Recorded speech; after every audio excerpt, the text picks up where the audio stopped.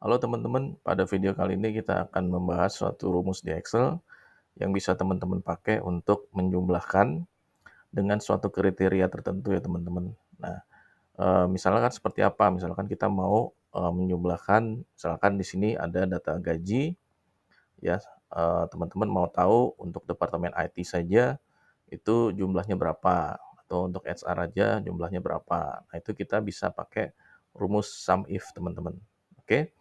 Di video sebelumnya saya udah pernah menjelaskan pivot table, jadi, kalau pakai pivot table udah pasti bisa ya untuk, membuat, jumlah seperti itu berdasarkan kriteria tertentu. Tapi gimana caranya kalau, kita nggak perlu buat pivot table? Nah, teman-teman bisa pakai sum if ya. Jadi misalkan, teman-teman punya data seperti ini ya, teman-teman mau data, gaji untuk departemen IT saja gitu ya. Nah, teman-teman cukup pakai fungsi sum if, teman-teman. Cara pakainya gimana? Teman-teman tinggal, klik di satu sel, teman-teman tinggal klik, tinggal ketik ya maksud saya, sum if, disambung ya, sum if. Nah, yang pertama itu adalah range-nya. Jadi range-nya yang mau kita jadikan kriterianya, teman-teman. Jadi satu kolom ini, kolom departemen akan saya jadikan kriterianya. Saya mau, eee, yang IT saja. Oke, yang IT saja. Lalu yang ketiganya ya, parameter ketiga, jadi ada 3 parameter. Yang pertama adalah range-nya, range yang mau kita jadikan kriteria. Yang kedua adalah kriterianya ya, yang mau kita cari itu yang mana gitu, oke. Kita masukkan, berdasarkan, eee, kondisinya teman-teman ya. Jadi IT misalkan sini saya ketiknya IT, lalu parameter ketiganya adalah, range dari kolom yang mau kita jumlahkan ya. Jadi kalau dari sini C2 sampai C8 ya, dari C2 sampai C8, lalu saya mau menjumlahkan dari F2 sampai F8. Oke, jadi caranya cukup mudah, 3 parameter aja teman-teman udah langsung bisa dapetin jumlah yang sesuai dengan kriteria yang teman-teman cari. Oke, jumlahnya ini ya, jadi jumlah untuk, departemen IT saja itu 47 juta ya, itu semuanya. Oke. Kita rapikan sedikit, oke. Jadi kalau teman-teman mau gaji IT aja, 47 juta, oke. Nah, gimana kalau mau departemen HR? Nah, kita ketik lagi, misalkan HR gitu ya, sama dengan sum if. Nah, balik lagi, kriterianya kita pilih, maksud saya range-nya dulu, range-nya untuk diambil kriterianya, lalu kriterianya apa? Yaitu yang HRD atau HR gitu ya. Lalu yang parameter ketiganya adalah jumlah gajinya. Oke, langsung kita kurung tutup. Oke, untuk yang gaji HR berarti ada 36 juta ya. Gitu teman-teman. Yang berikutnya teman-teman, saya mau jelasin satu rumus lagi, namanya sum ifs ya. Mirip dengan sama yang pertama sum if, tapi pakai S.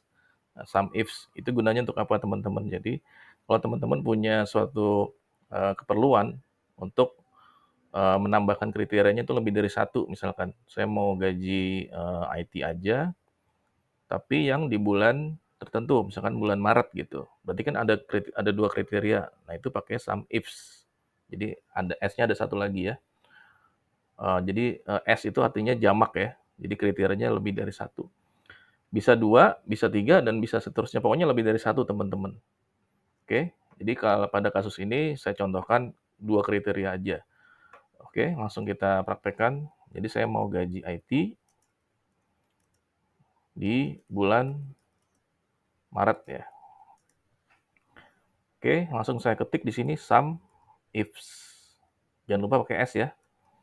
Nah, ada perbedaan sedikit teman-teman. Jadi kalau tadi sum if itu range untuk hasil penjumlahannya ya, yang kolom yang mau kita jumlahkan itu ditaruh di parameter ketiga atau di parameter terakhir. Nah, kalau untuk sum ifs itu range-nya itu ditaruh di parameter pertama atau paling depan gitu. Oke, yang mau kita jumlahkan adalah gaji. Nah, parameter kedua dan seterusnya itu sama dengan kriterianya, teman-teman. Jadi kriterianya adalah range kriterianya adalah departemen, ya. Lalu kita masukkan kriterianya yaitu IT. Oke. Lalu kriteria kedua ya, itu saya mau pakai bulan ya, dari E2 sampai E8.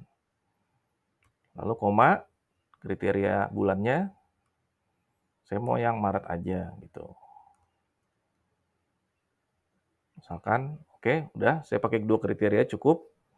Lalu tinggal saya enter. Nah, hasilnya 24 juta.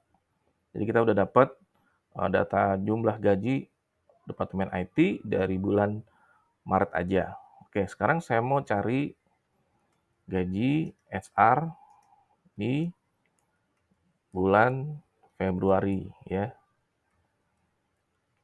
Ya, caranya sama seperti tadi. Sum ifs ya. Lalu range dari yang mau kita jumlahkan. Oke. Koma, lalu kriteria pertama adalah departemennya.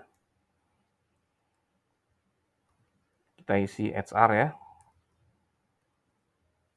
Lalu kriteria keduanya saya isi dengan range bulan. Lalu bulan Februari ya. Oke. Kita enter. Nah, kita udah dapat gaji orang-orang HR di bulan Februari gitu, teman-teman. Jadi sum if sangat berguna buat teman-teman kalau teman-teman membutuhkan untuk menjumlahkan tapi dengan lebih daripada satu kriteria. Jadi teman-teman bisa pakai 2 kriteria, 3 kriteria, dan seterusnya teman-teman. Yang berikutnya, kalau teman-teman butuh untuk menyortir ya atau memasang suatu kriteria tapi tidak seluruh katanya ya, tapi satu suku kata aja. Misalkan di sini saya punya contoh kasus, saya punya data penjualan untuk beberapa produk ya, tapi saya mau cari yang misalkan di sini mengandung kata pro gitu ya. Nah, itu teman-teman bisa pakai namanya tanda asterisk atau tanda bintang. Caranya gimana teman-teman? Jadi di sini langsung saya contohkan ya. Misalkan saya mau produk yang mengandung kata pro aja. Saya mau tahu pendapatannya berapa dari yang pro, oke? Di sini ada MacBook Pro dan iPad Pro ya. Tapi saya tidak perlu nulis dua-duanya ya.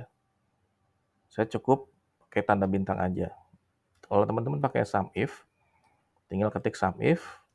Lalu tadi seperti yang pertama tadi, sum if itu kriteria pertamanya adalah ini ya. Oke, produk. Nah, di sini kita bisa sisipkan tanda bintang teman-teman. Bintang, lalu ketik pro ya, karena saya mau cari yang produk yang ada pro-nya.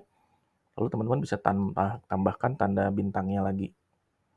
Jadi pro-nya itu ada diapit sama 2 tanda bintang teman-teman. Oke, teman-teman bisa blok ya bagian pendapatannya. Oke, kalau udah tinggal di enter.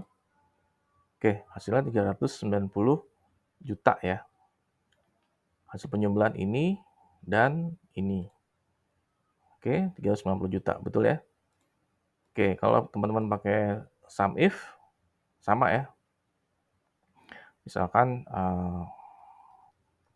produk pro, saya mau tapi yang bulan Maret aja misalkan gitu. Pakai sum if ya, karena kriterianya ada 2.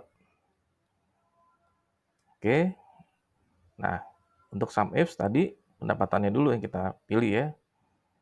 Lalu kriteria pertamanya adalah produknya itu mengandung kata pro. Jadi kita pakai bintang.